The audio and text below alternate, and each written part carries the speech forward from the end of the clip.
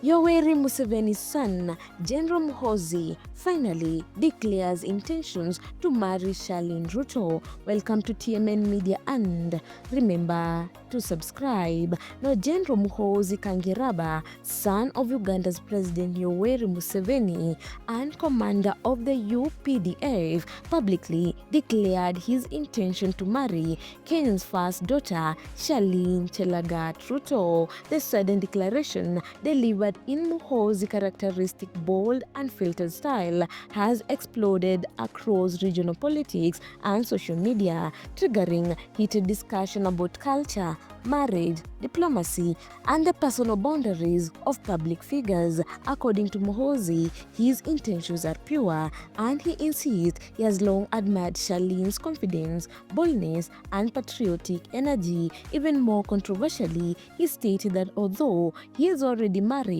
he would not mind taking a second wife, a statement that instantly ignited cultural, moral, and political debate across Kenya and Uganda. But what has unsettled many even more is the public nature of the proposal, especially given that Charlene has not yet responded. As the first daughter remains silent, regional speculation continues to grow. General Muhoozi's declaration did not come quietly. It arrived with all the noise, intensity, and unpredictability that Kenyans have come to associate with Museveni's outspoken son. He argued that Charlene, at 30 years old, is of suitable age for marriage and that the time had come for her to consider a serious relationship. He went further, alleging that Kenyan men had failed Charlene, boldly positioning himself as the man capable of giving her stability,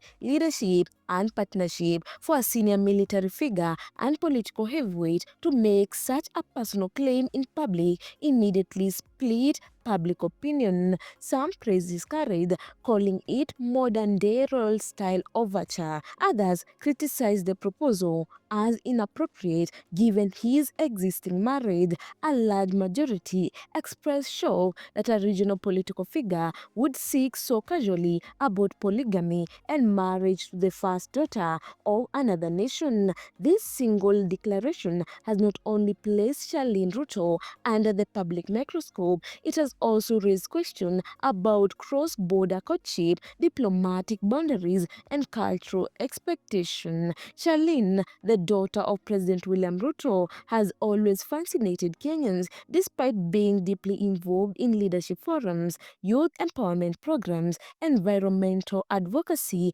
and diplomatic engagement. Her private life has remained tightly guarded. She has never publicly discussed relationship, engagements, or romantic interests. Unlike other public figures who feed the gossip cycle, Charlene keeps her personal word still behind purpose, duty, and family loyalty. Her occasional appearances with male friends, colleagues, or foreign diplomats have often sparked rumors, but she has always stayed silent, refusing to fuel speculation. This silence makes Muhoozi's public proposal even more striking because it drags her into the spotlight of regional romance speculation without her participation. What has intensified the conversation even further is a discovery resurfacing from a past interview featuring President Ruto. During a candid conversation, he revealed that Charlene had once been in a relationship with a man named Oching,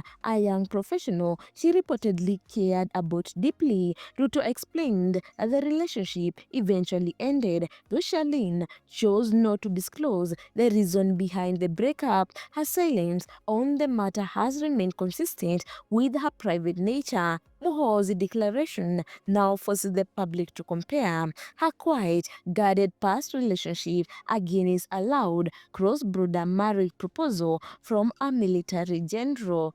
Two different worlds, two different approaches to love. Following Muhoozi's statement, social media platforms erupted almost instantly, with thousands weighing in on X, Facebook, TikTok, and WhatsApp group. Several themes quickly emerged. Many questioned whether Muhoozi's remarks were diplomatically appropriate given the political position held by both families.